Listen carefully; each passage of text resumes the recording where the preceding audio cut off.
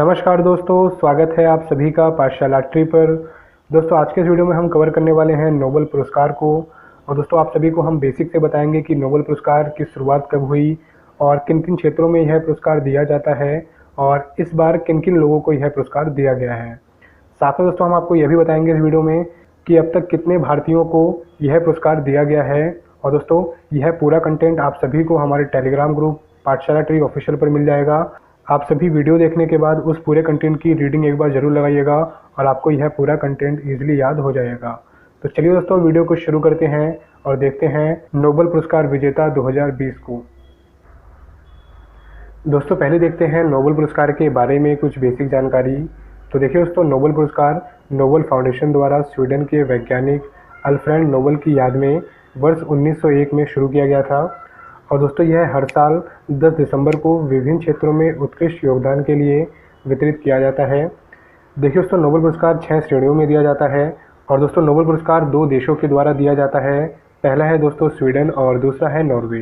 देखिए दोस्तों, स्वीडन की राजधानी स्टॉकहोम के द्वारा 5 श्रेणियों में यह पुरस्कार दिया जाता है और नॉर्वे की राजधानी ओस्लो के द्वारा 1 श्रेणी में यह नोबेल पुरस्कार दिया जाता है। सबसे पहले देखते हैं दोस्तों स्वीडन के द्वारा किन किन श्रेणियों में यह पुरस्कार दिया जाता है। तो देखिए दोस्तों, स्वीडन के द्वारा साहित्य, भौतिक, रसायन, चिकित्सा विज्ञान और अर्थशास्त्र में यह पुरस्कार दिया जाता है। और दोस्तों स्वीडन की royal Swedish academy of sciences Stockholm इसका वितरण करती है। दोस्तों बात करें नॉर्वे की, तो दोस्तों नॉर्वे के द्वारा शांति के क्षेत्र में नोबेल पुरस्कार का वितरण किया जाता है। और दोस्तों यह पुरस्कार नॉर्वे की राजधानी ओस्लो से दिया जाता है। तो देखिए दोस्तों, आपके एग्जाम्स में यह चीज़ पूछी जाती है कि स्वीडन के द्वारा कितनी श्रेणियों में नोबेल पुरस्कार दिया जाता है और शांति का पुरस्कार किस देश के द्वारा दिया जाता है। आई होप दोस्तों आप सभी नोबेल पुरस्कार के बारे में बेसिक जानकारी को समझ पाए होंगे। और दोस्तों जैसा कि मैंने आप सभी को बताया कि हर साल 10 दिसंबर को नोबेल पुरस्कार दिया जाता है, लेकिन दोस्तों इस साल कोरोना की वजह से अक्टूबर के महीने में ही इन पुरस्कारों की घोषणा कर दी गई। दोस्तों आप सभी यहाँ पे समझ चुके होंगे कि नोबेल पुरस्कार 6 श्रेणियों में दिया जाता है। चलिए दोस्तों आगे मैं आप सभी को बताता हूँ कि इन 6 श्रेणियों में यह पुरस्कार इस साल किस किस को दिया गया है। दोस्तों पहले देखते हैं फिजिक्स का नोबेल पुरस्कार। तो देखिए दोस्तों इस साल यह 3 लोगों को दिया गया है। पहले हैं दोस्तों रोजर पेनरोज, दूसरे हैं दोस्तों रेनहार्ड गेंजल और तीसरी है दोस्तों एंड्रिया गेज। दोस्तों इन तीनों को ही भौतिक का नोबेल पुरस्कार दिया गया है। और दोस्तों रोजर पेनरोज को उनकी ब्लैक होल की उत्पत्ति के सापेक्ष सिद्धांत का एक मजबूत पूर्वानुमान खोज के लिए दिया गया है। दोस्तों यहाँ पर बात हो रही है ब्लैक होल की। मैं आप सभी को ब्लैक होल के बारे में ही बता देता हूँ। देखिए दोस्तों, ब्लैक होल एक ऐसा क्षेत्र होता है जिसकी गुरुत्वाकर्षण शक्ति इतनी अधिक होती है कि उसमें से प्रकाश की किरणें भी नहीं निकल सकती। यानी कि दोस्तों ब्लैक होल में प्रकाश की किरणें जाने के बाद भी पूरी तरह से ख़त्म हो जाती हैं। और दोस्तों हमारी गैलेक्सी के केंद्र में सुपर मैसिव कॉम्पैक्ट ऑब्जेक्ट की खोज के लिए रेनहार्ड गेंजल और एंड्रिया गेज को यह पुरस्कार संयुक्त रूप से दिया गया है। देखिए दोस्तों इस पुरस्कार की धनराशि का आधा हिस्सा रोजर पेनरोज को दिया गया है और दोस्तों बचा हुआ दूसरा आधा भाग संयुक्त रूप से रेनहार्ड गेंजल और एंड्रिया गेज को दिया गया है। तो दोस्तों यहाँ पे याद रखिएगा कि फिजिक्स के क्षेत्र में इस बार नोबेल पुरस्कार 3 लोगों को दिया गया है। और दोस्तों वो तीनों लोग हैं रोजर पेनरोज, रेनहार्ड गेंजल और एंड्रिया गेज। चलिए दोस्तों अब देखते हैं चिकित्सा का नोबेल पुरस्कार। तो देखिए दोस्तों इस बार हेपेटाइटिस सी वायरस की खोज करने वाले 3 वैज्ञानिकों को यह पुरस्कार दिया गया है। और दोस्तों उनके नाम हैं हार्वे जे अल्टर, चार्ल्स एम राइस और माइकल ह्यूट। दोस्तों इन तीनों को चिकित्सा का नोबेल पुरस्कार दिया गया है। देखिए दोस्तों इनकी यह खोज रक्त जनित हेपेटाइटिस के खिलाफ लड़ाई में निर्णायक योगदान दिया है, जो एक प्रमुख वैश्विक समस्या है। दुनिया भर के लोगों में सिरोसिस और यकृत कैंसर का कारण बनती है। देखिए दोस्तों रक्त जनित हेपेटाइटिस के अधिकांश मामले कभी स्पष्ट नहीं हो सके थे। हेपेटाइटिस सी वायरस की खोज ने क्रॉनिक हेपेटाइटिस के शेष मामलों के कारण का पता लगाया, रक्त परीक्षण और नई दवाओं को संभव बनाया। देखिए दोस्तों रक्त जनित हेपेटाइटिस दुनिया भर के लिए एक चुनौती बनी हुई थी। इन तीनों ने दोस्तों हेपेटाइटिस सी वायरस की खोज की और इस बीमारी का इलाज ढूंढा, जिसके कारण दोस्तों इस साल का चिकित्सा का नोबेल पुरस्कार इन तीनों लोगों को संयुक्त रूप से दिया गया है। दोस्तों अब देखते हैं रसायन का नोबेल पुरस्कार। तो देखिए दोस्तों इस बार इमैनुअल शार्पेचियर और जेनिफर ए डोडना को यह पुरस्कार दिया गया है। और दोस्तों यह दोनों ही महिलाएं हैं। देखिए दोस्तों इनको यह पुरस्कार कैची के रूप में पहचाने जाने वाला जीनोम एडिटिंग तकनीक को विकसित करने के लिए दिया गया है। दोस्तों अगर बात करें जीनोम एडिटिंग की, तो यह एक ऐसी पद्धति है जिसके द्वारा वैज्ञानिक जीव जंतुओं के डीएनए में बदलाव करते हैं। इसके प्रयोग से नए कैंसर और वंशानुगत बीमारियों का इलाज किया जा सकेगा।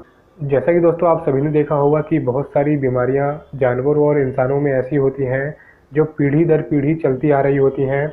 तो दोस्तों उन्हीं बीमारियों को उनके डीएनए में बदलाव करके इस तकनीक की मदद से ख़त्म किया जा सकता है। दोस्तों अब देखते हैं साहित्य का नोबेल पुरस्कार। तो देखिए दोस्तों इस बार लुईस ग्लिक को यह पुरस्कार उनकी शानदार काव्य शैली के लिए दिया गया है।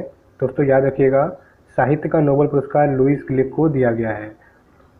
चलिए दोस्तों देखते हैं साहित्य नोबेल पुरस्कार के बारे में कुछ इंपॉर्टेंट जानकारियों को। तो देखिए दोस्तों साहित्य का नोबेल पुरस्कार अब तक 2 बार स्थगित किया जा चुका है। पहला दोस्तों 1943 में द्वितीय विश्व युद्ध के दौरान, और दूसरा 2018 में स्वीडिश अकेडमी की जूरी मेंबर कैटरीना के पति और फ्रांसीसी फोटोग्राफर जैन क्लोड पर यौन शोषण के आरोप के चलते इसको स्थगित करना पड़ा था। तो दोस्तों यहाँ पे याद रखिएगा कि साहित्य के लिए नोबेल पुरस्कार को 2 बार नहीं दिया गया था, पहला 1943 में और दूसरा 2018 में। ठीक है दोस्तों। चलिए दोस्तों अब देखते हैं अर्थशास्त्र का नोबेल पुरस्कार।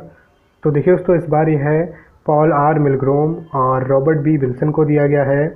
देखिए दोस्तों इन्हें यह पुरस्कार नीलामी के सिद्धांत और नए नीलामी प्रारूपों के आविष्कार में सुधार के लिए दिया गया है। देखिए दोस्तों सन 1968 में स्वीडन के केंद्रीय बैंक ने नोबेल पुरस्कार के संस्थापक अल्फ्रेड नोबेल की स्मृति में आर्थिक विज्ञान में नोबेल पुरस्कार की स्थापना की।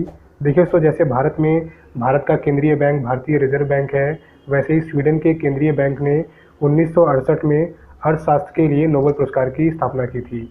तो दोस्तों यहाँ पे याद रखिएगा कि नोबेल पुरस्कारों की शुरुआत 1901 में हुई थी, लेकिन बाद में 1968 में स्वीडन के केंद्रीय बैंक ने अर्थशास्त्र के लिए भी नोबेल पुरस्कार की घोषणा की। और दोस्तों अर्थशास्त्र में पहला पुरस्कार 1969 में रगनार फ्रिक और जॉन टिनबर्गन को दिया गया था। दोस्तों यहाँ पे यह भी याद रखिएगा कि इस पुरस्कार को 1969 में पहली बार दिया गया था। ठीक है दोस्तों। चलिए दोस्तों अब देखते हैं शांति का नोबेल पुरस्कार। तो देखिए दोस्तों इस बार यह पुरस्कार विश्व खाद्य कार्यक्रम को दिया गया है। और दोस्तों विश्व खाद्य कार्यक्रम दुनिया का सबसे बड़ा मानवीय संगठन है जो भूखे लोगों को भोजन उपलब्ध करवाता है और सुरक्षा को बढ़ावा देता है। देखिए दोस्तों विश्व खाद्य कार्यक्रम ने वर्ष 2019 में 88 देशों में करीब 100 मिलियन लोगों की सहायता मुहैया कराई थी जो अत्यधिक खाद्य सुरक्षा और भूख के शिकार हुए थे। दोस्तों विश्व खाद्य कार्यक्रम के इसी सहयोग को देखते हुए शांति का नोबेल पुरस्कार विश्व खाद्य कार्यक्रम को दिया गया है। देखिए दोस्तों अब तक हमने जो भी पुरस्कार पढ़े हैं ऊपर, वो सभी स्वीडन की राजधानी स्टॉकहोम में दिए जाते हैं। लेकिन दोस्तों मैंने आपको स्टार्टिंग में ही बताया था कि शांति के लिए नोबेल पुरस्कार नॉर्वे द्वारा दिया जाता है। और दोस्तों इस पुरस्कार को नॉर्वे नोबेल समिति देती है। तो दोस्तों यहाँ पे यह पॉइंट जरूर याद रखिएगा कि शांति के लिए नोबेल पुरस्कार नॉर्वे की नोबेल समिति देती है। चलिए दोस्तों अब देखते हैं नोबेल पुरस्कार विजेता भारतीय। देखिए दोस्तों अब तक 10 भारतीय ऐसे हैं जिन्हें नोबेल पुरस्कार मिल चुका है। और दोस्तों सबसे पहले रविन्द्रनाथ टैगोर जी को 1913 में साहित्य के लिए नोबेल पुरस्कार मिला था। यानी दोस्तों रविन्द्रनाथ टैगोर पहले भारतीय थे जिन्हें नोबेल पुरस्कार से सम्मानित किया गया था। इनके बाद दोस्तों सर रमन को 1930 में भौतिक शास्त्र के लिए नोबेल पुरस्कार दिया गया और 1968 में हरगोविंद खुराना जी को चिकित्सा के लिए नोबेल पुरस्कार दिया गया और 1979 में मदर टेरेसा को नोबेल शांति पुरस्कार दिया गया। इनके बाद दोस्तों 1983 में सुब्रमण्यम चंद्रशेखर को भौतिक शास्त्र के लिए नोबेल पुरस्कार दिया गया और अमर्त्य सेन को अर्थशास्त्र के लिए 1998 में नोबेल पुरस्कार दिया गया। इनके बाद दोस्तों लेखक वीएस को 2001 में नोबेल पुरस्कार दिया गया। रामकृष्ण को 2009 में रसायन विज्ञान के लिए नोबेल पुरस्कार दिया गया। इनके बाद दोस्तों कैलाश सत्यार्थी को 2014 में बचपन बचाओ आंदोलन के लिए नोबेल पुरस्कार दिया गया। और दोस्तों अभी पिछले साल 2019 में अर्थशास्त्र का नोबेल पुरस्कार अभिजीत विनायक बैनर्जी को दिया गया। तो दोस्तों यह थे वो 10 भारतीय जिन्हें अभी तक नोबेल पुरस्कार मिला है। और दोस्तों यह पूरा कंटेंट मैं अपने टेलीग्राम ग्रुप पाठशाला ट्री ऑफिशियल पर डाल दूंगा। आप सभी वहां से पूरा कंटेंट डाउनलोड करके एक बार रीडिंग जरूर लगाइएगा। पूरा कंटेंट दोस्तों आप सभी को ईजिली याद हो जाएगा। दोस्तों आज के इस वीडियो में बस इतना ही। और दोस्तों यह टॉपिक वेरी इंपॉर्टेंट है, आपके आने वाले एग्जाम्स में इस टॉपिक से 1 या 2 नंबर के क्वेश्चन ज़रूर बनेंगे। दोस्तों, यह पूरा कंटेंट आप सभी को हमारे टेलीग्राम ग्रुप पाठशाला ट्री ऑफिशियल पर मिल जाएगा। आप सभी वहां से यह पूरा कंटेंट डाउनलोड कर सकते हैं। और दोस्तों, अगर आपने अभी तक हमारे चैनल को सब्सक्राइब नहीं किया है तो चैनल को सब्सक्राइब कर लीजिए और बेल आइकन को भी प्रेस कर दीजिएगा, जिससे कि हमारी आने वाली अगली वीडियोस आप तक सबसे पहले पहुंच पाएँ। तो चलिए दोस्तों, मिलते हैं अगली वीडियो में। तब तक के लिए टेक केयर, बाय बाय।